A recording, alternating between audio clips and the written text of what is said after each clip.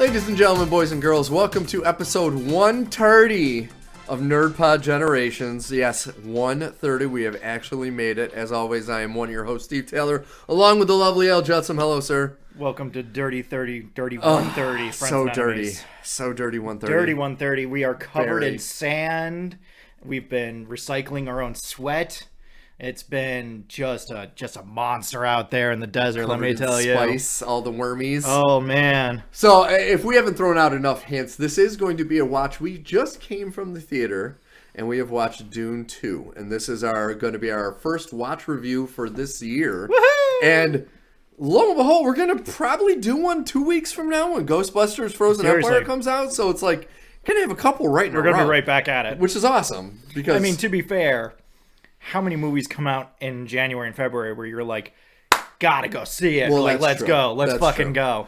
But the positive is we're going to start the year with 2 watch and reviews that are not superhero movies. I like that. Isn't I'm that really great? happy with that. Like I know we talked about this last year of trying to do this, and so I'm hoping we do this more. Like there's probably gonna be a couple I know Deadpool 3 is it's definitely gonna be a in watch there and all review. that, But no, I agree, because like that's always been our goal. Yes. Since I would say all of 2023, we really wanted to move away. Oh, yeah. But Marvel just kept on pulling us back in. But here's the thing: Marvel shit the bed, so we don't really have that Coriolis pulling us back in. And of course, we almost walked into Madam Web, and that is a joke. we thought about never it. did. We thought about it, But it was playing in the same theater we were at. So I think that was the movie that had sound bleeding in. Did you notice that during? I did hear people crying, so that must have been That might have been it. That might have been it. it. Yeah, that might have been it from just the pain. Yeah. So, folks, episode 130, that means there are 129 former episodes. Please go back and listen to our back catalog. It is great. Please go to youtube.com, where Al has been putting up segments from our shows, and once again, he has put up segments from the classic Obi-Wan Kenobi TV show Rant. So, Yes, sir. if you want to know anything about us, man, you just need to go listen to those shows. That pretty much is us. That is a really good metric. Yes. I should go through and like clip out the Homecoming rant and some of the more choice Star Trek and Star Wars rants. Yeah, I like that. Put them because up on. It to me, when we are really showing our passion, Yeah. it makes the show better. I still wish the cameras hadn't autoed off during the Homecoming episode and we'd actually gotten a full recording of me talking about Homecoming. Yeah. I'm a little sad that didn't I happen. know, you went nuts on It's that. not like I can't recreate it. Oh, I think if you can go to little snippets from all 129 previous episodes, you could put together a full 3 hours of you bitching about Homecoming. I'm sure. I absolutely I'm sure. sure. It was very funny. We were talking on the way home about like getting away from negativity. Yes. And I'm just sitting here like, oh, but you know what I hate?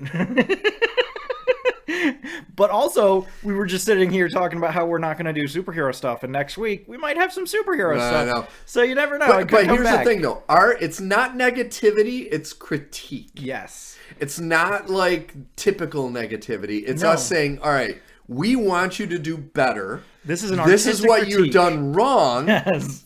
Fix it. Don't do it again. Don't do it again. Even though you keep doing it again, like somebody with a head of drama, don't do it again. I'm sitting here with a child in front of a hot stove trying to teach them how to make eggs. Yeah. And it's like, no, we don't touch the hot stove. We use it to cook our food. Oh, I touch the hot stove. No, we don't touch the hot stove. And you just do that for 4 years. And you're like, God damn it, this How child's an many idiot. third-degree burns are they going to get on their This fucking child's hands? an idiot. All right, so we are going to start this episode with what we always do, is what we've been watching, playing, reading. I'm very excited about this. Yes, you were mentioning this in the theater. I watched a movie last night that I have not had a movie that has haunted me as much as this movie. And it is something that you'll be able to see. Like I said, it's in my zone of interest. Yes. The German language Oscar-nominated film about Rudolf Haas. Oh, yeah, dude. I don't know if I can follow you down this rabbit hole. No. This is what makes it different. It's about Rudolf Haas, the guy that ran Auschwitz and was pretty much at the Hague. He was linked to 3.5 million Jewish deaths. Yeah. It is his home life. So it takes place within the walls of his house, which he had this big house and had this fence around it. You couldn't see. You could see the tops of the buildings of Auschwitz, but you couldn't see in it. You never see any prisoners, except for every now and then one will like come in to do some gardening, and it's just brief and you don't really see them, and it's just the normal home life of this guy and his wife and their kids. But what's haunting is they'll be just having a mundane conversation about something, and you hear like very faint cries in the background and gunshots, and you can see like the ash coming from the... And so it's not like Schindler's List that you're seeing the violence. Yeah. Which makes Schindler's List, which is still one of the greatest films ever made, almost impossible to watch. Once you've seen it once, very hard to watch. Yeah. The thing about this one is you don't see it, but that's what's haunting. It's not what you see. It's kind of like an old school horror movie. It's not what you see. It's what your mind is telling you that's going on. And you know what's going on. Yeah. And that's what makes it haunting as fuck. No, it sounds to me like Night and Fog, which was... I don't remember who made Night and Fog. I'll look it up really quick. Night and Fog is basically a documentary showing the after effects of, specifically at Auschwitz, but the Holocaust in general. So it's the piles of shoes and all the hair, and you get a little bit of that at the end of this. Exactly. And it's same as what you were saying before. It is one of those movies that will just rewrite how you see things. It's devastating and horrible, and it makes you feel sick. Oh, of course, Alan Renee. Oh, there you go. Of course, Renee. It is a very artsy film, and I do warn anyone who sees it, like the first 3 minutes, I thought my TV was broken. It's like pitch black, and there's some little sounds, and then there are no sounds. Yeah. And then you start to hear birds, and then it opens on your first scene of Haas and his family outside. But like at first I'm like, and then they kind of do it at the end where it ends with a similar thing. It truly is an amazing movie. It's only like an hour and a half. It's not super long. Mm-hmm. The acting is spectacular because they were able to pull it off that when you are watching it, you know, there will come a point where you're like, you kind of get invested in just the personal life of these people, almost forgetting that these are more like the husband and you realize the wife, you know, easily two of the worst human beings that have ever been put on this planet. Yeah. But the wife who you see her as a wife and a mother, and then towards the end of the film, she starts to say things that you're like, not only is she complicit in everything he does, she would take his place. She's telling him to do it. Well, it's not even that. It's like there's a scene where she has some of their housekeepers are locals. They're not prisoners, but they're locals who are pretty much their slaves. Uh-huh. And her mother was staying with them, but then she left and she was kind of mad. And so she told her the servant to take the extra plate from the table. And she said, "Are you doing this to make fun of me? I will have my husband burn you and spread your ashes over the..." And it's like, when she said that, it was like, holy shit. Like, because you don't hear, like, you see her, you know, they're talking about going on vacation and they're talking about this and you're like, oh. And then when she says that, you're like, oh, fuck. Yeah. No, it truly is. Like, I know you like doing this every year, too. I really want to try. There's so many Oscar-nominated movies I want to see.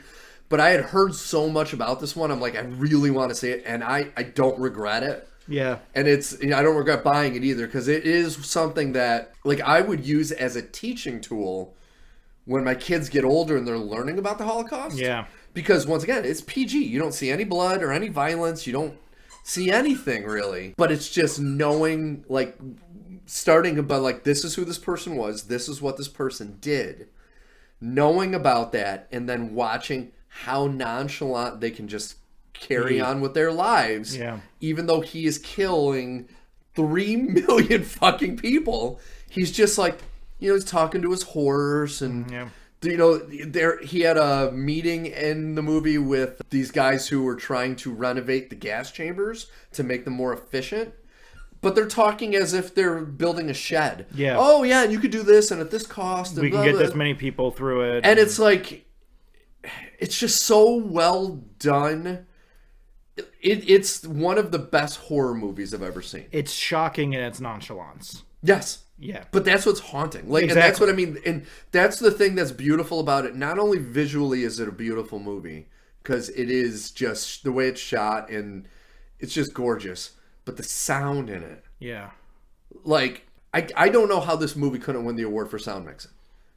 Because it is so unbelievably unsettling. Yeah. And it's just the sound. Yeah. Like, to say that about any movie, I know this. We love the sound in Oppenheimer, but you're I was just about to visualizing say, it. yeah. You're seeing it. Where this, you're not seeing anything, and just the sound is terrifying you Yeah. and down to your core. Yeah. And I was like, I mean, I watched it late last night. I took a gummy. So typically, if I watch a movie at night, Definitely the movie to take a gummy with. dude. But if you take, but like watching it at night, and I gotta admit, the gummy actually didn't. You know, it was one of those times where it didn't actually do much. Yeah. But typically, if I watch any movie at night, the night before, I watched The Kingsman again. With Ray Fiennes. Yeah. Loved that movie. I had a gummy. Still kind of passing out during it, even though I loved the movie. It was at the same time. Last night, I couldn't even lay down. Mm-hmm. I had to sit. And then I couldn't go to bed. I had to play an hour of Zelda just to wind wash it myself out of down. Yeah, yeah. It was fucking unbelievable. Yeah, no, it sounds to me a lot like a class I took at Purchase, which was trauma in filmmaking. Yeah. Which was about how different cultures have taken traumatic events and used the lens of film to try and interpret and show that trauma to other cultures and outside sources who may be having trouble understanding the length and depth of what exactly has happened and what is really bothering the people that are affected by it. I don't know if I can watch it just because, like, I've seen a lot of these movies, and I'm not saying that they shouldn't be made anymore. They absolutely need to continue to be made because Lord knows you look around the current environment of everything, and obviously people have completely forgotten what's going on at the heart of a lot of issues. Man, between this and Night and Fog and Hiroshima Mon Amour and Grave of the Fireflies, it's just like, okay, yeah, no, okay. Well, and I can understand that. But this, once again, the one thing about this is it showed, and this does pertain a lot to today, it shows the evil people and how mundane their lives are still. The and how ease of being evil. And yeah, how absolutely it didn't affect them whatsoever. Yeah. They were talking about killing people as if they were talking about just anything else at your job. They weren't bothered by what was But going then, on. you know, you have a father that obviously loved his children and a mother, and, you know, their dynamic between the two of them, and it was fascinating in it was horrific in a different way. Yeah. Like a lot of those movies you talked about, and pretty much any movie I've seen that dealt with this topic, it's been horrific in a more visceral way, where this one was more just kind of abstract horror, but it was in some ways more horrific because of it. Yeah. But it was, like I said, it was so good. Like it was, I hate to say that, you don't want to say that about these movies. I understand. But like the guy that played Haas was spectacular. I mean, the acting was all just fantastic. It's a German-made film, isn't it? Zone of Interest. I don't think the director was German, to be honest with you. Okay. He might be. Jonathan Glazer was the director. Yeah, Jonathan Glazer. He did Under the Skin. He did Like The an Apple Watch Fall. commercial. He did he's done a few music videos. Yeah. So it's like when he's not the person I thought would made this movie. Yeah. But it was Christian Friedel is Rudolf Haas. Dude. Like I don't know how this guy's gonna be able to deal with life after making this Seriously. movie. Like it was insane. But yeah, once again, I recommend it's one of those ones that I think is, like you said, especially in today's day and age, it's important to show this to people who maybe are desensitized thanks to people like Trump. Yeah. And you think, oh, it's just normal. It's like, well, this to them was normal. This is what happens. While they killed 3.5 million people. This is what happens when you let hate fester. Exactly. When you start believing the lies that you tell yourself about why it's someone else's fault that or what if is you make happening hate is a happening. normal occurrence. Exactly. And it's like, it's not normal, dude. It's not normal. It's not normal to do this, and it is poison. It will drive you to your worst depths. Humans are capable of some truly heinous acts, and all of them are perpetrated out of evil and hate and fear. Yeah.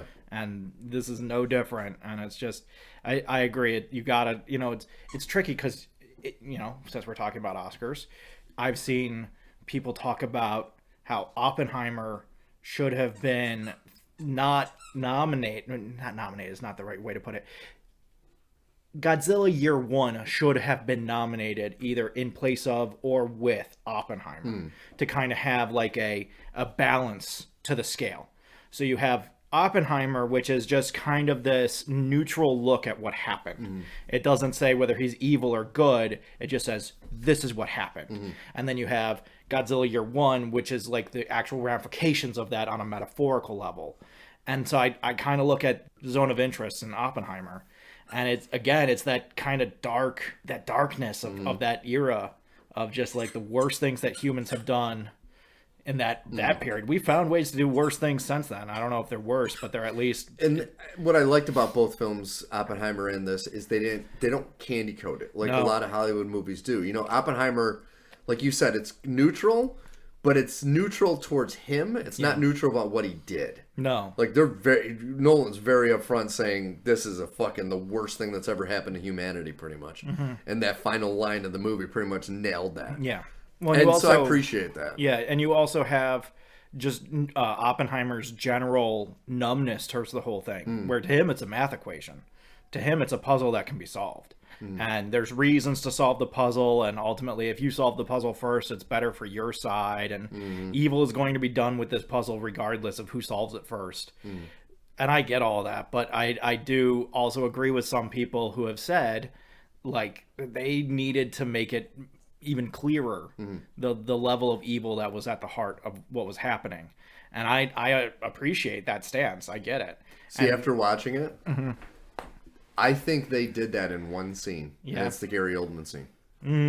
Yeah. That right there, if there's any more that right there is pure. You could tell how evil his intentions were. Well, and I think a lot of people also wanted Oppenheimer as a character to be more uncomfortable about everything that was happening. But you can't change the story. Exactly. You can't change the real story. You can't change the story because you want this character to be more heroic in the modern sense. Yeah, you have to tell it as it happens. It's got to be difficult. And I get it. I get it on all fronts. But this is always what I say is, I hear people talk about how we shouldn't teach Birth of a Nation in film classes. And I'm like, well... Yeah, teach it. You gotta. There's no way you can't. No. Like, to gloss over that would be a disservice to your own history. And honestly, like, it's bad policy to just, if you don't agree with something, to disregard it. Yeah. To just be like, I don't need this anymore. I hate it. I don't want it in my life. I don't want to think about it. No. You got to hold on to that, because that's how you're going to learn. That's how you're going to get better. That's how you're going to look at what you've done and what you're doing now and see how far you've actually come, as opposed to how far your brain is trying to convince you, like, oh, we're so far beyond that. It's like, are we? Are we? And this kind of goes into what I was talking to you earlier about my previous political stance, where I think the importance of movies like Birth of a Nation and this is you really find out who you are by how comfortable or uncomfortable the movies make you. Yeah. And it's like, I found that out with my political past, where I just ended up becoming so uncomfortable with following a certain side that I had to make a change. Yeah. And with Birth of a Nation, it should make you uncomfortable. It should make you uncomfortable, and that's your rubric. Like, if you watch it, Oppenheimer should make you uncomfortable. They should if they don't make you uncomfortable, you need to look at yourself and be like, why did this not make me feel this way? Or it's a sugar-coated version of the story. Yes. You look at, like, Saving Private Ryan. The first part of Saving Private Ryan, everybody's uncomfortable about the first part of Saving Private Ryan. But then it becomes a American GI action movie. And by the end of the movie, you're not uncomfortable about what's happening. You're a little sad that Tom Hanks dies. Yeah. Spoiler alert. But like, nice. You're not sitting there like, you don't have the gut punch, the visceral gut punch of landing on Normandy at the beginning of that movie. That is what movie making and trauma is. That's what we're talking about. Agree. And I it's always hard, and it's always like taking your medicine, and it's like, man, I'm gonna just say that at this point I have been I don't want to say inoculized because Aaron Rodgers ruined that statement. Yes, he did. But I understand. I might not watch this just because, like, my soul has already taken on enough burden. It's hard enough for me to get up in the morning. Makes sense. So, but I am glad that it's a good movie. It's so good. Whenever a movie of this caliber comes out, it's always important, and if it's bad, it's always a travesty. Yeah. Because if it needs to be good to tell this kind of story. Yeah. We love First Avenger, but if First Avenger doesn't tell an accurate portrayal of World War II, not a really big deal. That's kind of, it's Captain America. How could it? Yes. There have been lots of World War II movies, whether it's led by John Wayne, The Longest Day, or whether it's Spielberg or Overlord or any number of filmmakers have come in and even put their... Hellboy starts off as a World War II. You're not wrong. Yeah. You're not wrong. So I don't want to say I'm glad. Yeah. I'm appreciative of what this is. I don't know if I'll make time for it. I've also just gotten kind of lazy when it comes to the Oscars. I used to be so gung-ho about the Oscars. So many movies I want to see. And it's just now I've just gotten to a point where I look at the movies that are nominated and I'm like, I genuinely don't care about most of these. Yeah. Like, I might watch Anatomy of a Fall because I've heard it's really good. Mm-hmm. Maybe, if I really want to. I'm going to watch Beautiful Creatures, but that's because I love Emma Stone. Which that's coming out on... That's on the Hulu in a few weeks. Yeah. A couple days, I think. Yeah. I think it's coming out soon. What did you call it? The Hulu? What did you call the movie? Beautiful Creatures? Poor Things. Poor Things. Beautiful Creatures was a different movie. Was it? Yeah, that's why I was like, wait a minute. Oh, is it? I have it in my brain as Beautiful Creatures. Okay, well... Anyway, Poor Things comes out soon on Hulu, and we'll check that out. So I've been watching, playing, reading a few different things. I had some fun yesterday. A buddy of mine came over and we played some Magic. Nice. I bring it up because he brought over the Magic Doctor Who deck.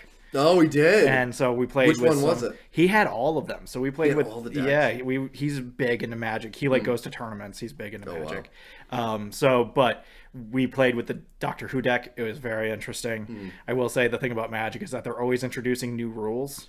And so I had a card that was Rory the Roman. And I was like, oh, this is cool. And I played it. And then my buddy was like, oh, yeah, no, that's a good card, but you can't use it for 3 more turns. And I'm like, okay. And I'm reading the card. And I'm like, I don't understand what that means.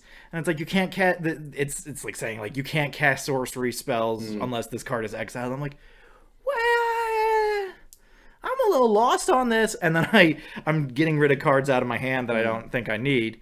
And I get rid of one. And my buddy's like, oh, that card could have helped you win the game. And I'm like, I don't fucking know how any of this works because all these rules are just to the Doctor Who version of Magic. It's not even like all Magic. It's just this version of Magic. And they ruined it. I know they wanted it to rhyme with Rory the Roman, but it should have been Rory the Centurion. You know, what are you going to do? Well, he calls him Rory the Roman. Yeah, he does, but he's also... It was very funny because my buddy was like, he's not into Doctor Who, but because Magic has all this Doctor Who stuff, he's like, oh, I'll go back and check out some Doctor Who. Can I skip around? And I was like, you can skip entire seasons. If I was him, I would just do...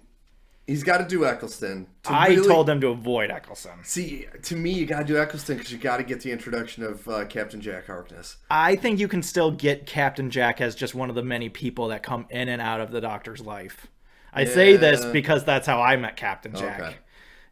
Then you also get your introduction to Rose, who's with David Tennant. Who's not the greatest companion. She's not the greatest. And you have to sit through some pretty terrible CGI. Oh, CGI There's some terrible. Awful CGI and a full episode of The Weakest Link. So I always advise people, you don't need to watch Eccleston. Start with Tenet. Tenet is really where it takes off. The graphics and the look of things are still going to be a little slow until you get to Matt Smith, and that's where the U.S. money comes in, and then it takes this big step forward. Big step. But I can't in good conscience tell anybody to watch Eccleston because it's just so slow compared to so many others. It has one of the best episodes ever. Are You My Mummy? The Hollow Child. Is a good one. The Hollow Child is so fucking good. That it's is so a good terrifying. One. That has big David Tennant energy. of Yeah. like, you know, the monster that turns out to not be a monster. And I kick myself for never having my son dress up as that little boy. You for still can. Halloween. He's not too big. No, he's getting a little. He's a little more opinionated now. Is the problem? When he was younger, and I could say, "Oh, you're gonna wear this for Halloween," but now he wants to wear what he wants. I'm to sure wear. if you got him a World War II gas mask, he would be in. I don't know. He probably scared the shit out of him. I ain't showing him that episode. He'll have nightmares for a year. Yeah, no, after that's that true. episode. That's true. So that was fun playing that. Nice. It was also great because we played. At one point, I used one of my homemade decks, Oh, nice. and he used a Lord of the Rings deck. All of which I bring up only because I get to say that Sam's old gaffer took me behind the woodshed and beat the shit out of me. Nice. Like just awful garbage. Nice. Beat the shit out of me. He had it set up so that the gaffer was just farming food tokens. Okay. And if you discard a food token, you can get 3 life back. Okay.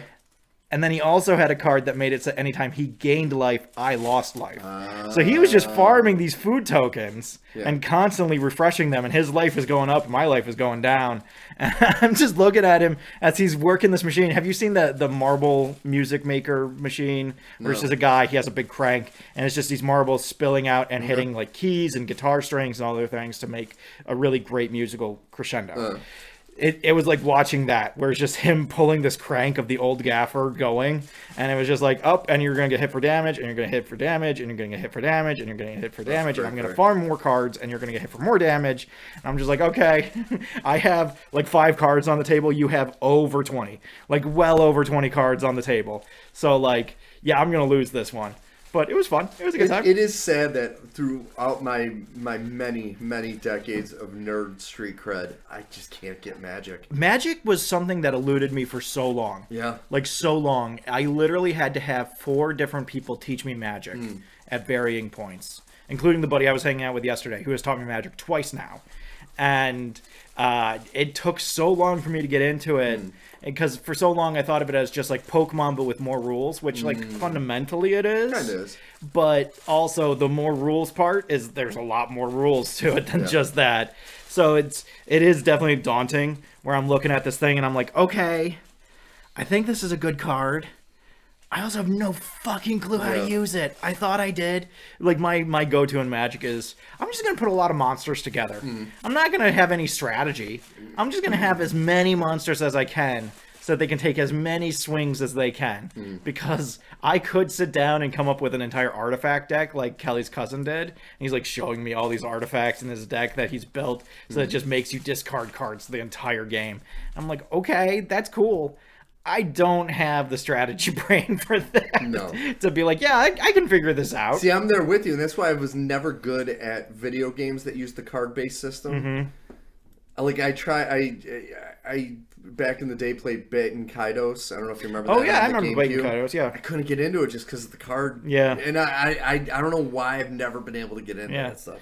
I had a buddy, one of the guys that tried to teach me Magic.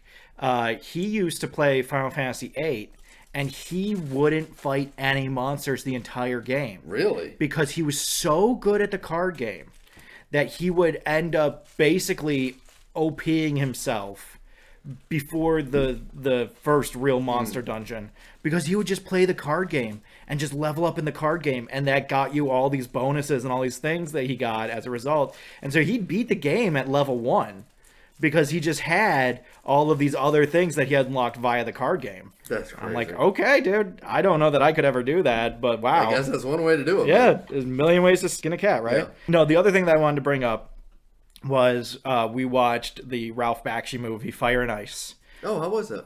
It's good. Bakshi is an interesting filmmaker. I really like his style. I really like his vision for filmmaking.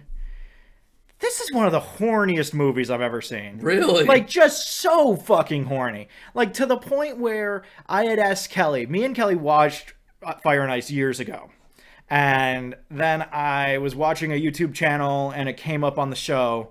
And I was like, oh, Fire and Ice, that'd be fun to watch. And my parents are coming over. Maybe we can watch Fire and Ice with my parents. And Kelly's like, that's an interesting idea. Cut to us watching Fire and Ice without my parents. And I'm like, I fully forgot how horny this movie is. And Kelly's like, that's why I was shocked that you wanted to watch it with your parents. This is, like, we were talking a little while ago about how Rogue from X-Men 97 put a bunch of kids through puberty. Oh, yeah. On steroids. Steve, the lead female character, is in, like, not just a bikini, one of those string bikinis. String thongs. That it leaves nothing to the imagination. Well, and looking at the pictures, I do remember seeing this movie, and it's pretty much heavy metal. Yeah, I was going to say, that was going to be my reference point. I was going to say, it has the horniness of a heavy metal type. Yeah. And it's just, like, and they're a little equal opportunity. I say little because, like, they have a lot of guy butts, but not to the degree that they have. The lead female character, her everything is out the whole movie. Yeah.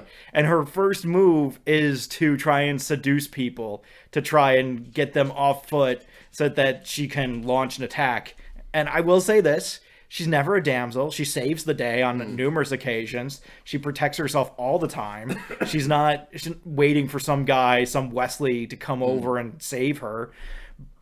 But oh my god, this movie's so fucking horny. It's just so fucking horny. To the point where at the beginning of the movie, when a wizard is conjuring a glacier that is just crushing the nation, he looks like he's getting a blowjob. Like, really? He's sitting there squirming like he's getting a blowjob or something. And I'm like, what is going on? Early 80s was a different time, man. He throws off his cloak and he's just wearing a Speedo. And so it's him and another guy in a fur Speedo. Like, there were so many moments where I was like, oh, this is where 300 got it. And it's just, my God. It's a brilliant movie. The whole thing is rotoscoped, I think. So it has this really realistic action and movement to it. And it's really beautiful to watch for that. And the faces are good. The animation of the characters is good. The voice acting leaves a little to be desired. I won't lie. Some of the voice acting's bad. And some of the plot makes no fucking sense. Is this on Vudu? I haven't watched This is on Amazon. It's on Amazon. This is on the Prime. Amazon, yeah. But it's been a while since I've seen this movie. It's 80 minutes long. It goes down quick.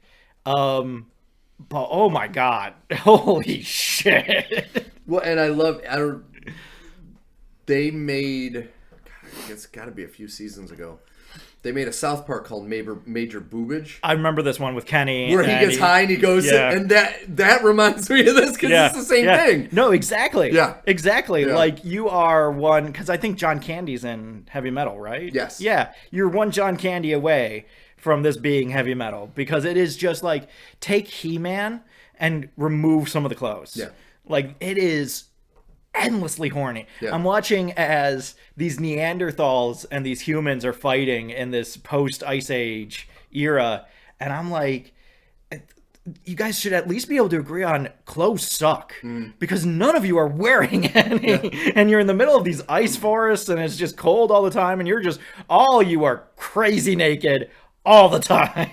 This is the time of the horny animators. These are all the Disney ones with putting the penises and no, aerials. like, this is the thing, is that you go back through Ralph Bakshi, and if you take the Lord of the Rings movies out of the mix, and you just look at, like, Fritz the Cat and Wizards and Fire and Ice, it's like, oh shit, this was a fucking horny old man. This guy must have learned from Japanese anime. Oh, God. If you're going to draw boobs, make them insanely big. Just so fucking horny. Yeah.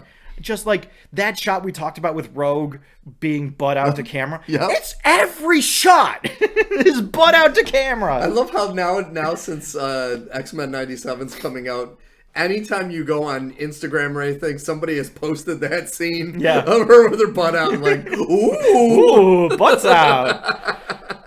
Butts out for March. Oh my God, that's amazing. No, so that was fun. It is a good watch. In that kind of like 80s, you just kind of have to take what they give you and not sit there and question, why is this happening? Why isn't this character doing this? Why does this character behave this way? Why doesn't anybody say anything about this? And you just kind of got to roll with those punches and be like, I don't care. It's fine. It doesn't matter. It's like that was the time of like Beastmaster and all those awful live action movies that you're it was super funny because you have this woman who is just made the object of desire for literally every character, and she's brought before the villain by the villain's mother, and she's like, I brought you a wife, and the villain is like, I don't want a wife, and then the male character shows up and he's like, Let's tango. Let's wrestle. And I'm like, I think I see what the actual problem Hey, here you're not hiding is. anything with this, are you? It's pretty much in your face. Yeah. Literally in your face. A little bit. Oh my god. All right, folks. We got to move on to Yes. the big show. The big one. Dune Part 2. Yes. Just watched it. Do we want to start off with a pre-discussion grade? Yeah, I think that's good because then we can always go back and say after our discussion the grade went up or down. I'm going to say B+. I'm going to say B+ as well. Yeah. I can't look at it and say it's an A. I think my overwhelming feeling as I was going through the movie was I kind of like the first Dune more. Oh, yeah. Um, That was a given. I yeah. think the first Dune I gave an A too. So. Well, I think the first Dune just benefited from the visuals being more arresting. Mm-hmm. You know, here when you have the visuals, you're looking for some of the visuals, but not all the visuals hit, but some of them still do. I really like at the beginning of the movie when they have that strike team that has like this anti-gravity thing where they just kind of like hop up a cliff face. I was like, this is a really nice moment. I like this moment. And like when they're attacking the first spice vehicle and the explosion of the ship and everything. Yeah. It looked really and you know it's mostly practical. And when they come in and do that effect that they did in the first one where the bomb is going through the shield and then explodes, but then the shield catches the explosion. Yeah. They do that to great effect here because everybody fucking loved that. I don't know that there were as many great visuals in this one as there were in the last one. But also, again, I'm already, you know, like when I look at Arrakis in this one, I looked at Arrakis in the last one. So any moment I'm like, wow, I already had that moment last movie. So I'm not going to sit here and be like, oh, it looks so cool. It's like, it looks like Arrakis. Do you want to do the first part of this spoiler free and then we'll hit some spoilers at the end? I mean, it's a book. It's a book. It's not really a spoiler. Yeah, it's a fucking book. We're just going to fucking talk. Yeah, we won't necessarily do spoilers explicitly, but I don't think that this is going to be a spoiler-free review. Yeah. So I got to say, what's keeping me from making it an A is I actually had an issue with some pacing and editing of this movie. Like I mentioned to you a few times, that first hour really was sludge because they dealt a lot with the love between Zendaya and Chalamet and kind of his training, which they rushed through that training. They rushed, like when he said you need to go there and come back, and then he gets halfway and there's Zendaya, and then they just move on to the next fucking thing. What was that? That was the editing part I'm talking about. That happened a lot in this movie where it's like they say they're going to do one thing, and then the next scene they've already moved on to something else. They did that with Lady Jessica, over and over again, where they were like, oh, she has to do this. Yes. And she is talking to her unborn baby about her machinations. And then we cut away to Timothée Chalamet for 20 minutes, and then we cut back, and it's been months, and she's more pregnant, and she has done all the things that she said she was going to do. We just didn't watch her do any of them. It's just, she suddenly has this army of fervent followers that believe everything she says. No, I didn't notice that so much when I was watching it, but you're fully right. Well, like you're saying, like Atreides finally agrees to go south, even though he knows that's the wrong idea. They show them on the sandworm, and then the next scene is him walking into that temple, and it's like, well, no, they show people on the sandworm, and then they like the very next scene is him walking across the desert, and then into that temple. And it's like he went from saying I don't want to do this to, well, if Destiny's gonna make me do it, I might as well get it done. And then like it was like a 5-second of them on a worm, and then the next thing you know, he's walking into the temple in the southern area. He says, I'll go south, and she says, I'll love you forever unless you change.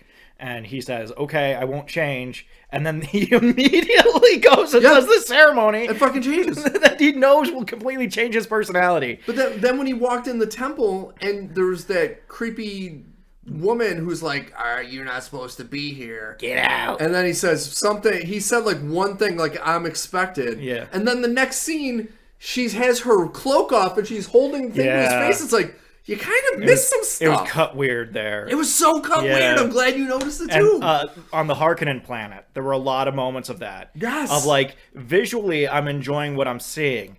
I don't understand it conceptually. Yes. I don't understand why the lighting changes so drastically, but only this one place. Is it the black sun? You guys mentioned that you have a black sun that you're really proud of. Is that why it all looks different? But it doesn't look different anywhere else. It's just in the stadium. Yeah. So does the stadium have some kind of aura around it that makes it all black and white? I don't know. And I think they missed an opportunity here. I can't believe I'm saying this about Denis Villeneuve, who I think is brilliant, especially with visuals. Okay, if it's black and white, it's fine. But when he's killing people, maybe show like bright red, like a flash. I think it was a missed opportunity to really get that striking, because it really did kind of when it was dull. It was hard to understand what was going on. Yeah, I had no fucking idea. It was like we were introduced to this guy who I thought it was Bill Skarsgård coming in. It's not. It's Austin Elvis. Butler. It's Elvis Who Presley. I gotta say was fucking awesome. He was very good. He was really good. He was very good. But when he full kisses Stellan Skarsgård on the mouth, I was like, I'm really glad this isn't Bill Skarsgård. I'm really glad this isn't Bill Skarsgård. There were a lot of really great visuals. There were also a lot of moments that I thought were going to be something, and then they're nothing. So I thought Jameis, who's played by Babs from Dr. Mbenga from... Yeah. I thought that he was going to be like this spiritual, person, because I just watched the first Dune last night to prepare for this, and you see him in all these visions that Paul is having, and you're like, oh, so this is going to be the guy that's going to lead him through the desert, and then he kills him at the end of the first movie. I'm like, okay, I guess not, but maybe he'll be like the spiritual guy, like, I killed you, so your spirit is going to inhabit me, and we're going to work together, and you're going to teach me stuff. No. And they reference it, but it's not him, it's Zendaya, and I'm like, okay, all right. I don't really get this. And then they bring atomic weapons into it, and I'm like, I don't know if this is from the book, but this very much breaks my sci-fi coda. I'm fairly certain that is in the book. Yeah. It's been a long time since I read the book, but like the majority, I do give these two movies credit as one.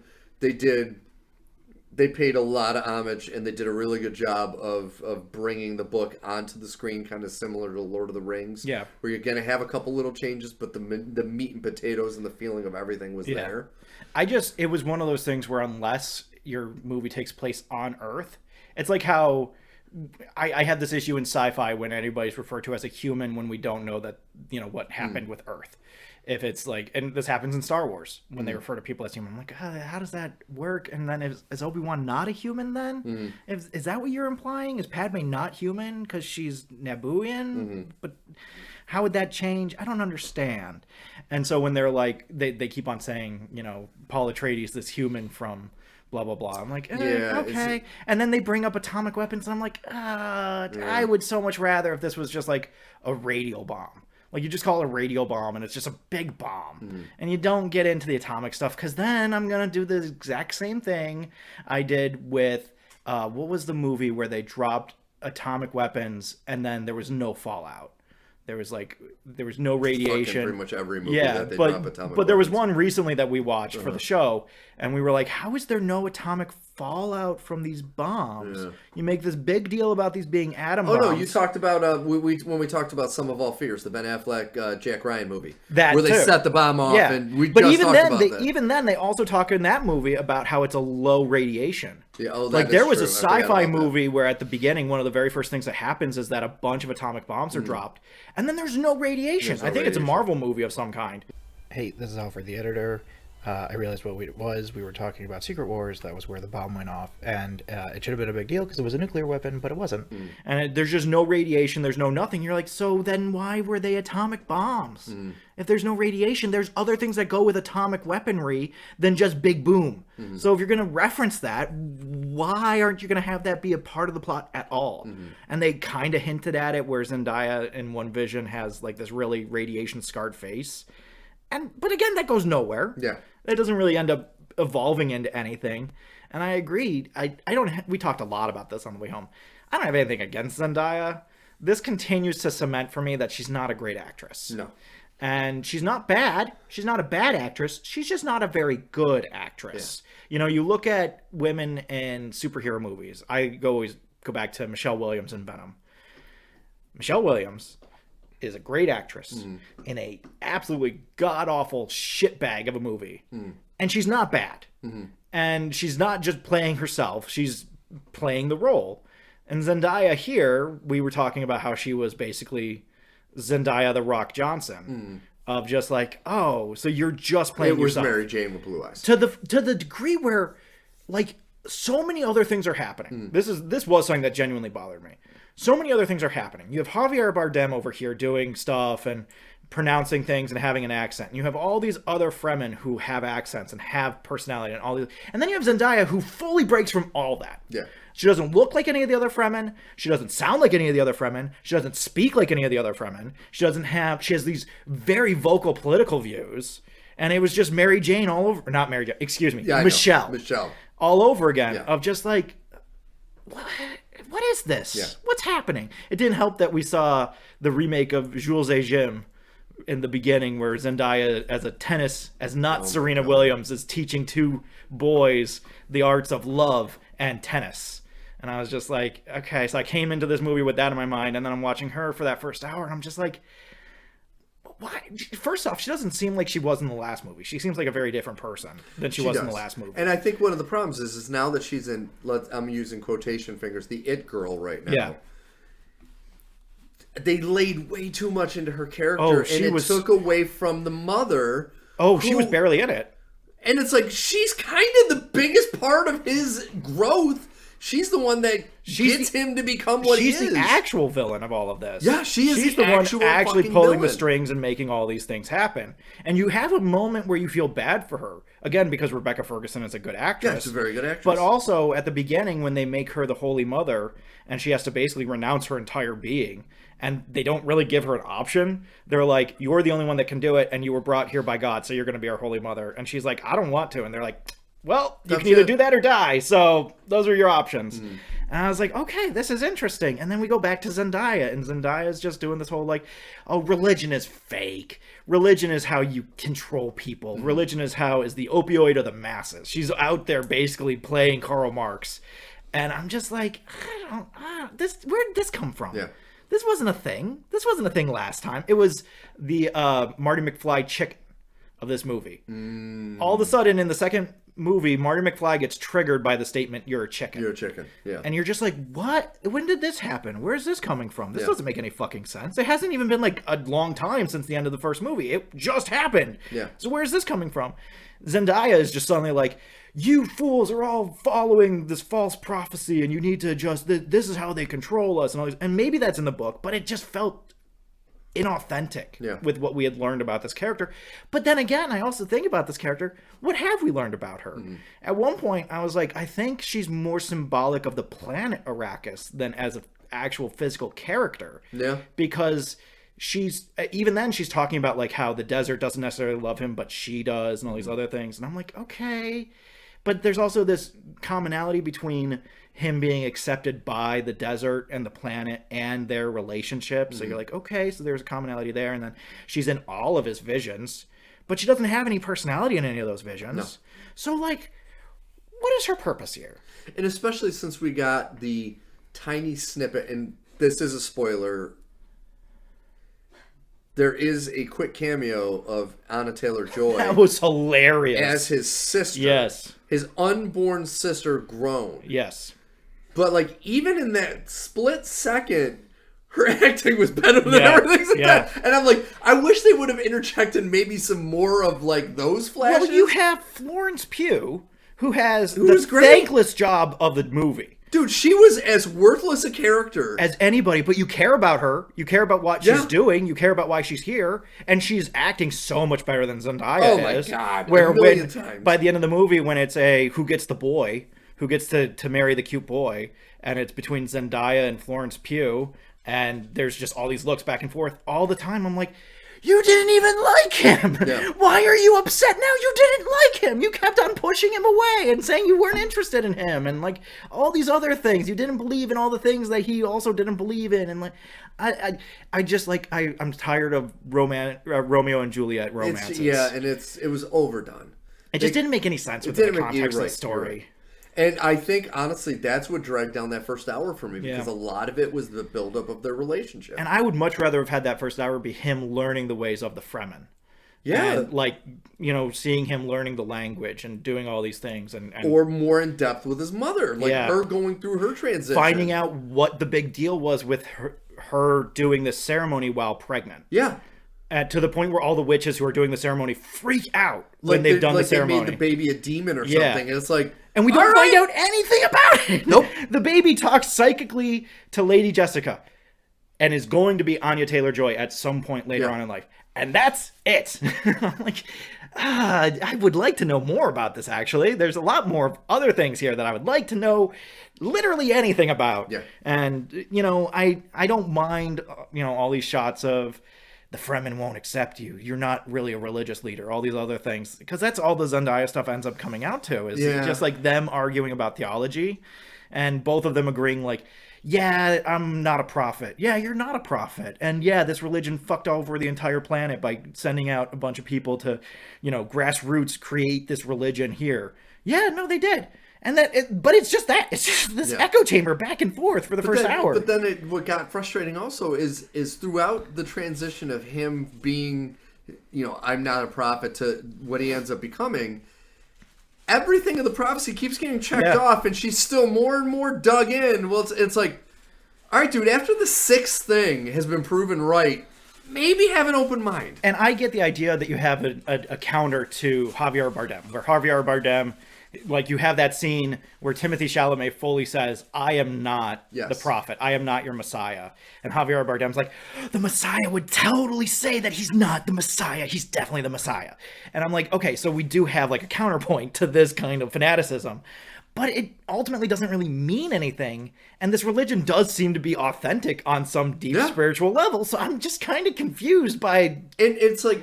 In this situation, I think they would have been better suited if it wasn't such a counterpoint. Yeah. Like, maybe have her more in the middle saying, I can see, I was raised in this with these people in this religion, so I can see the signs of things, but I'm skeptical, instead of saying it's not true. Or like how she has all these friends that are also skeptical. We see them more and more going over to the other side. Exactly. And we don't get any of that. Yeah. But he does, every time a box gets checked, more of them come over. And it's like... Yeah, all right, dude. But we don't really see any of that. And all the way to the very end, when it's obvious when he says to her, I will always love you. And then he says to Florence Pugh, I will take you as my bride. He's doing it not because he loves her, but because it's something that needs to be done for political marriage. Yeah. And for her to just be like, I'm not going to kneel. I'm going to stand. I'm going to storm off. It's like, I don't give a fuck. Yeah. I hope the worm eats you. Well, and like, you also had the stupid moment where she ties this blue ribbon that she's been wearing around her arm. And I'm like, so this is just for us as an audience, so we can be like, that one's Zendaya. Yeah. That one that's doing all the flips, that particular one, that's Zendaya. And it's just like, okay, all right. But even like Die Hard 2, there was a reason why they had the blue tape on the guns and whatnot. And I don't know. This was the Marvel take your helmet off moment. Yeah. Because it's like, okay, she ties it around. Well, when she turns to camera and gives the smolder, that was the Marvel take the rock smolder! That is her rock smolder. She did the full smolder to camera. A lot in this movie. Yeah. Just that look that's somewhere between I'm angry and I have to shit. Yeah. Like, it's right in between those 2 points of contact. I sound like I don't like this movie. I do like this movie. I like this movie on a lot of levels. Yeah. I just look at some of the decisions and I wonder, why did we do it this way? Yeah. Why did you have Anya Taylor-Joy come in for less than a scene? I can't even say she was in a scene. She was in a shot. Yeah. She was in a shot. She sounds like what? Like 5 lines. Or 2 to them, and most of them are ADR'd. Yep. So it's like she's in one shot. She did like maybe 40 minutes of ADR work and she was in this movie. You know who really pisses me off that they were in this movie? Why the fuck was Christopher Walken in this movie? How fucking distracting was having Christopher Walken as the Emperor? That was so distracting. The entire time I had huge King Louis vibes of like, so this is what we're doing. Everything else comes to a screeching, shattering halt, and this is what we're doing now. I did not like that. What's funny is I agree with you, but it wasn't King Louis. It was Balls of Fury. Yeah. Thank man. But that's what I'm saying. Like, Christopher Walken has been cultivated for the last 20 years as a joke. Yes. And this isn't Deer Hunter days. No. Not anymore. No. And he can't act like he could in a Deer Hunter. No. So, like, what are we doing? Yeah. You immediately make this a joke. Like, immediately make this a joke. It's like, it's not that you wouldn't be able to find a this is what I'm saying. Even someone like Jeff Bridges, who also comes in with a certain kind of cultural clout to him, that, you know, like, he's the dude and all these other things. Even he when he plays Rooster Cogburn, you're like, oh, look how different this is. The guy can act. And I'm not saying Walken can't act. Obviously, Walken can act. But he's so in his own personality now.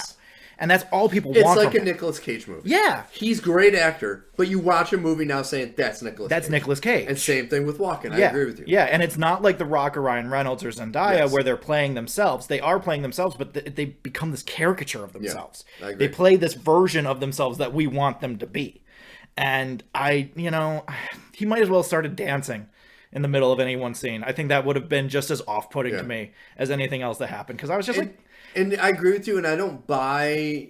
Because he was so frail, because he's old. He's in his 80s. He was so frail that having this, like, everyone bend the knee to him, like, out of...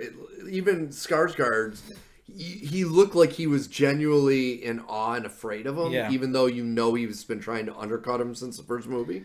But it was like, I buy that. Like, I don't understand why you're making him the Emperor. And that's why I say that Florence Pugh did such a good job, is because she, as the Emperor's daughter, has to pick up all the pieces of those scenes that are left over and be like, no, take us seriously. Please take us seriously. The one thing I didn't like about her performance, though, is I wish they would have let her just use her British accent. Yeah. Like, she had a good American accent, but it was off-putting because I don't know if it's just because of her accent her Russian accent in the Marvel, but when she just speaks normally in her voice, I'm more drawn to that. Yeah. And I'm not the biggest Florence Pugh fan, but it's just when somebody has such a distinctive accent and you hear them speaking with an American accent, you're like, yeah. Well, like, you look at her here versus Oppenheimer. She gives a better performance in Oppenheimer 1,000 than she does better. here. She's so fucking good at that. She's movie. amazing. But, like, here she's still really good. She's just holding down this one side. Yeah, the writing wasn't good for her character. I loved her costuming. Her costuming was so that cool. little face mask all thing of at it, the all the end different was versions of fucking her awesome. costume that they had were so cool to look at, and I love that look of it. Again, the production design is there. It looks great. There were a few moments where my irises thought that they were going to burn out because they would go from these very dark tent scenes to broad open daylight in the middle of the desert, and you're like, oh my god, I can't see. But like, visually, it's really good to watch. It's very enjoyable to watch. There are just some moments, like when Gurney comes back, and you're just like, so where have you been? Yeah. Why are you on an oil rig? What is going on? Why are you here? For a solid moment, I thought he had lost his memory. Yeah. And then I was also like, and who are these people that you're with? They're not Harkonnens. He mentioned smugglers. Smugglers. So we kind of have to assume they're smugglers, but like, we literally know nothing about them. And also, the Freemen, like, automatically kill anyone that's on a spice rig. And here, they just happen to get in enough of a scuffle that Atreides can have that back and forth with Josh Brolin and then be like, oh, stop, don't kill everybody him. Stop. These guys are friends. We're all good. I was like, and it's come just like, on, what is dude. going on? It was dumb. That it just made no sense to me. Of like, as a moment, I was just like, what's happening And here? as much as I like Josh Brolin, in watching it, I was like, I really wish they would have found a way. I know he died and he's not coming back, but Jason Momoa, I missed Jason Momoa. Him and Oscar Isaac, and I think that was the thing, is a lot of the secondary characters, and when I say secondary, I mean just not Timothée Chalamet. Yeah. The secondary characters in the first movie were so much better. Much better. I would that definitely in agree this with one, that. they just, other than Austin Butler, other than him, there wasn't really anyone. Even Batista, he started Batista good. was nothing. Like the first scene he was in, you were like, oh, like when he's screaming, but then he just turns into nothing. He turned into a coward. Just absolute nothing by the end of the movie. him. There's at one point a moment where he's fully running away from Atreides. Yeah. Like after calling him out in a fight and everything, he's just full running away. Yeah. And I'm just like, am I supposed to be afraid of this guy? Am I supposed to not take him seriously? I can't tell. You're giving me such mixed messages. He seems completely befuddled by the entire situation. Yes. He seems like a giant baby who just does what he's told, which like in Mad Max, when you have, what's his name? The guy who's wearing a jock strap as a chin strap, who's the son of a Morton Joe, who picks up the engine at the end. He is a child who's just doing what he's told. That is not what's happening here. No. And it's just, you're just kind of left like, what's going on? What's happening? He was in command of taking over Arrakis. It's like, how is he not? And then you have the fight with him and Josh Brolin, and it's nothing. It's less than nothing. It literally takes 2 seconds. I'm sitting here like, so we had Drax versus Thanos 2. And this is, how did you have a worse fight between Drax and Thanos than any of the Guardians of the Galaxy Drax movies? into a fucking baby. Yeah. I did, and like how he kissed his cousin's boots, and I'm like, there's a lot of kissing in this movie. dude, it was weird. There's a lot of weird kissing in this weird. movie. And, you know, I will never get over making Christopher Walken say Muad'Dib so many times. Just bad decisions. At the end of the day, it's just like, is the movie bad? No. Is the acting bad? By and large, no. But there's just a lot of things that don't connect anywhere. And it's one of those things where, with these kind of epic movies, where when you don't have these connecting points, you're like, maybe they'll come back to it later, and they're just leaving it unconnected for a reason. Yeah.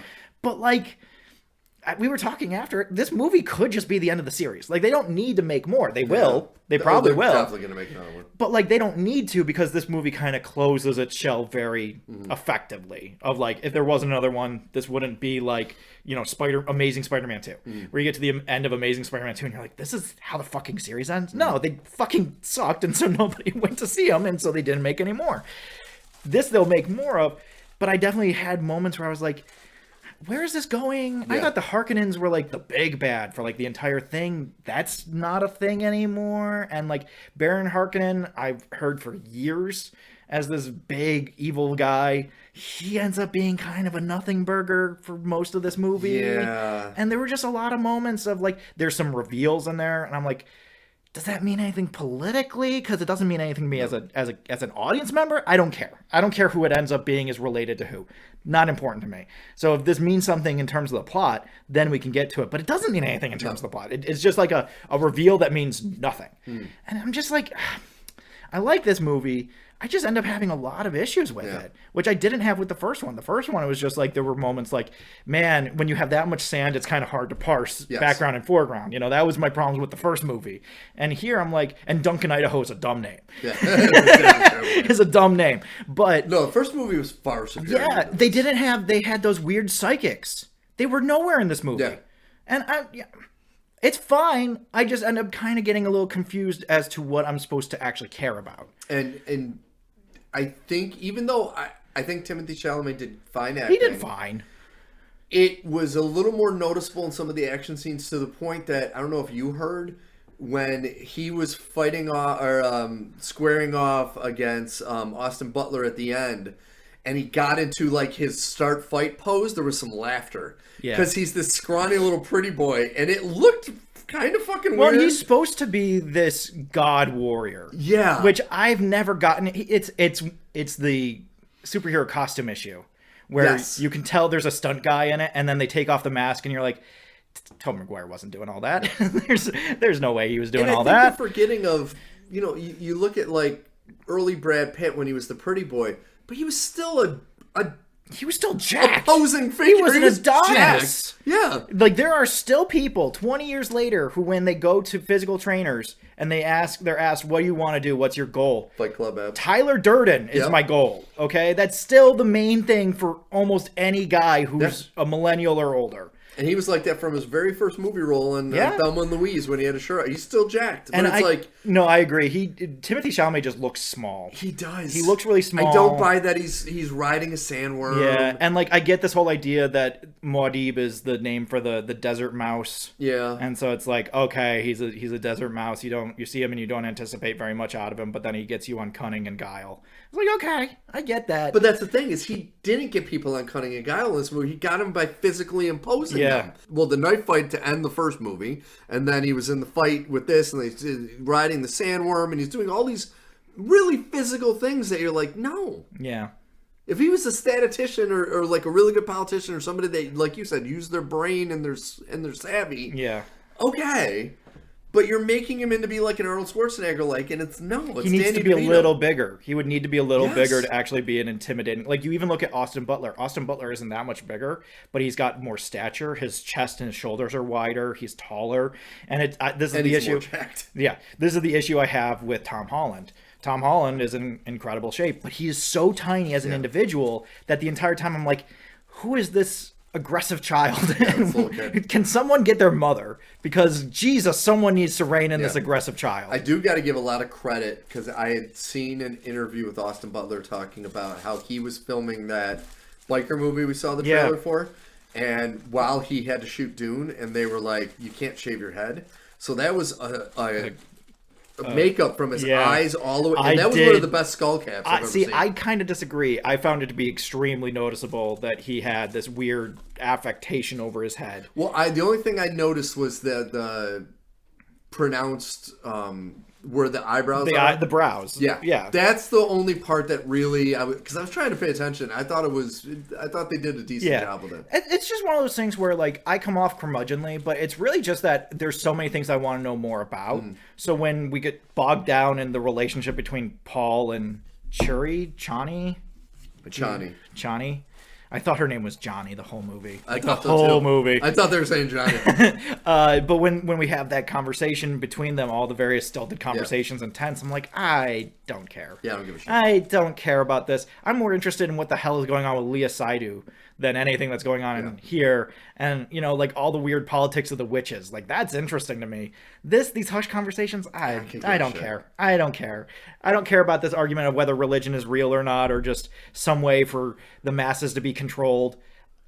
You're both right. Yeah. Everybody can be right in this situation, I guess, because from what I've seen, the religion is crazy true. Like, unlike some religions where you just say something and then you kind of make up a story to go with it, they have these magic potions that fully change who you are as an individual and open your mind to the entire universe and turn you into weird slug They beings. actually reminded me a lot of like the Black Panther serum. Yeah. Because it's like, it did. Like, you open your mind to the other world. Yeah, you suddenly can know all these things that you would never know otherwise, and you basically gain the entire memory of the planet as a result. And it's like, okay, are we going to go anywhere with that? Nah, not really. We're going to kind of touch on it, and there's going to be a reveal, and then Paul's going to be very different afterwards, but we're not really going to go anywhere with it, and we're not going to go anywhere with the pregnant woman that has it. And also, like, I love the introduction of Austin Butler's Fade Rooted, because you're like, oh, so this guy's a psychopath, but he's also an incredible warrior. Next thing you see, he's firing. Oh, this is another one of the cuts. This is the big cut. So he has a ship, and it's firing on where the freemen all are, like the women and children and everybody. And the other freemen, Atreides and everyone, are way the fuck, like 30 miles away, and they see the flashes of light.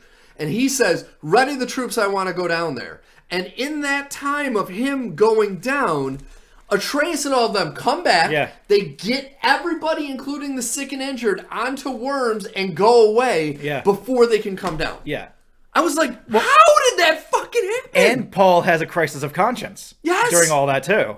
And it's just it's like their ship was right above them. They had to go down. Back when he said, get my troops ready, I want to go down right now? Sorry, Lord Rua, we gotta go and get some new fuel. We're all out of fuel on that this was the one. most jarring. That was by far the most jarring. That first scene with him, where he's killing his handmaidens, and you can't tell if they're horrified or sexually aroused by it. Yeah, you couldn't tell. What's happening here? They seem equal parts of both.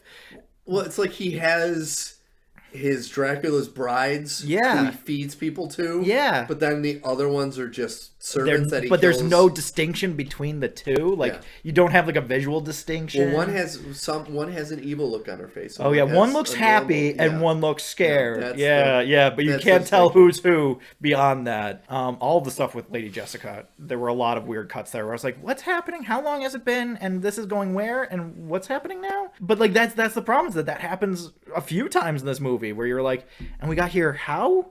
And there's also just stuff that kind of gets glanced over. There's a whole scene where they give Paul a new name, and he's become part of the tribe. And I was just like, I feel like I'm missing out on what's happening here. The more minutia based context of what's happening here. I can understand conceptually what's happening here. He's being accepted by the crowd, but even then, Zendaya is still not accepting him as an individual. I'm just like, what is going on? I'm very confused. And I gotta say, after having this discussion, I'm moving my grade to a B. I would say a B. And for those who are listening to our show, we can be curmudgeons. But we also will hold people who know better to a higher standard. Oh, definitely. Like Denis Villeneuve, we hold him at a very high standard as a filmmaker. So when we see the issues with this movie from a technical side, meaning the editing, the writing, that is where the grade goes down. Like, we can't just give him a good grade because there's some visual striking parts and there's some good action. It's like, it's the minutia. It's the 2.5 hours. It's the little in between scenes that usually are so great that are not this time. See, it kind of to me felt like, and I don't know if I'm giving him an excuse, like a backdoor way out. It kind of felt like one of those things where the scenes that were very high fantasy, deep lore, like just swimming in an ocean of lore, like the witches and the Fremen society and all these other things.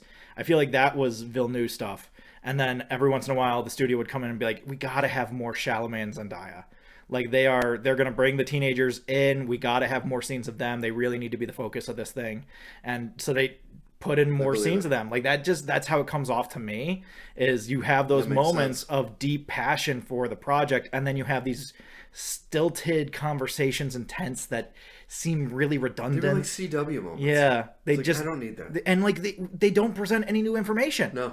They just go over the same arguments over and over again. That when they introduce Rutha and they put him in this gladiatorial match and they have these guys that are drugged when they're fighting him. And I'm like, what the fuck is the purpose of that? Why? Like, I don't get it. And then there's the one guy who was the doctor in the last movie who's not drugged, and he actually has a chance to kill him. And like that guy didn't seem like that great a fighter. No. So now I'm like, my first thought is, so this guy that is supposed to be this amazing fighter has to have all of his opponents drugged. And when they're not drugged and not trained fighters, he barely beats them. Yeah. That doesn't sound intimidating. And he has acolytes around him that are also getting involved in the fight. Yeah. What were they? What was that whole thing where you had the xenomorph-looking motherfuckers coming in? That was so weird. There were just so many moments where we're like, I don't know what the context of this is. I've seen some of those costumes of the acolytes that are around in the Lady Gaga videos. It's like, they were just weird. I didn't understand what was I supposed to take from it. What was their role? And like I get like I've seen Gladiator, okay? I know that you don't have the Emperor go out and fight in a gladiatorial match because that's fucking insane and stupid. But if you're going to have that be your plot, you have to explain what the fuck is going on to us as an audience. Because I literally see this, and it takes all this ruthlessness that we've been given of this character and bleeds it dry. It's like the scenes where the Fremen are draining all the liquid out of people. It's like it just drains all that malice out of that character, because I'm like, so he can't fight people unless they're drugged. Yeah. And he can't fight minorly competent doctors who aren't even warriors, they're doctors. And then when Skarsgård's character says, don't drug the last one, being the doctor, it's like, but... So you're telling me everyone in the crowd knows that these people knows that they're drugged and they're still so excited that this is happening? It doesn't make sense. It doesn't make any sense to me. No. Like none of this makes. So is this all a dog and pony show to make it look like you're powerful? Because that's antithetical to everything we've been told about the Harkonnens. Yeah. So I'm just these things that conflict, and they don't mesh really well. And because now we're expecting a building of the story instead of more kind of stuff being set up. You're like, so you're setting up new stuff and you're not explaining the old stuff, and you're getting distracted instead of resolving some of these plot lines. And I end up not knowing what I'm supposed to take seriously, what's supposed to be meaningful, what's not supposed to be meaningful. When Gurney is in the war chamber and only the elders are allowed to speak, and Timothée Chalamet is making his big speech, which is so against character, which I guess makes sense because he's taken this potion now. And Gurney is just like, he starts out by being like, I don't know about this, and Zendaya is like, well, we'll make our move in a second. And then he's like, no, I'm on board, this sounds great. And I'm like, because he mentions his father. Exactly. So like, oh, well, everything's forgiven. And he's got the ring. And I'm just like, I don't know. And then he's all bought in. Yeah. Gurney's bought in 1,000,000% after that. Literally. Yeah, that was all he needed to hear, was that he was going to be the Duke of Arrakis. And Gurney's like, fuck yeah, let's get it done, kid. Let's make it happen. You and me all day. Ride or die. And it's like, I come off hard, right? Yeah. I sound like I don't like this movie. I do like this movie. But I think a B minus is a closer grade for me, just because like it's not bad, but I do end up walking away from it with a lot of like, but what was the purpose of this? Yeah. And why did this have to happen? And why did we spend so much time on this and so little time on this? I agree. Yeah. I agree. Well, folks, yeah, we hope you enjoyed that. So once again, this has been NerdPod Generations episode 130, and that was our little take on Dune Part 2. We do hope you check back next week and the week after, which will either the week after or week after that is Ghostbusters. I can't remember. I think the it might be 3 weeks from today. I think Ghostbusters is the 22nd. I want to say is when Ghostbusters drops. So it'll be like 3 weeks from today. Yeah. We're going to be doing a Ghostbusters review. Hopefully, fingers crossed. But next week we do have a interesting one planned that we're both dreading: the death of superheroes. I've been trying to avoid negativity in my life, and Steve's like, "Let's watch Aquaman 2 in the Marvels," and I'm like, "Oh, Steve, no." And let me tell you, it's so much negativity. I can't wait to hear these rants next week. No. So, folks, once again, NerdPod Generations episode 130. Please find us on Spotify and Apple Podcasts. Make sure you like and subscribe. Also, go to youtube.com under NerdPod Generations. Look up all the past videos. Make sure you like and subscribe that channel as well. You can find me at jutsupstudios.work under the Bronx Division tab. You can find me in the ether. Yes, our logo is by Kortney Howell. It's so awesome. Our theme is by Brennan Williams and James Connelly. Also awesome. And we will be back next week with the commiserate amount of rage that I have been just internalizing. I can't wait for you and to not watch these. using. I can't I've wait been for you to doing watch so these. many other things, Groundhog's Day and Palm Springs and all these. Oh, and I'm playing Baldur's Gate, and even when it's not fun, it's still kind of fun. And no. I am your father, Luke. Baby P. Yeah. That's all I'm going to say. about Aquaman. Baby P. Baby P. That's all I'm Oh, gonna say. God. Have a great week, everyone. See you later, friends and enemies.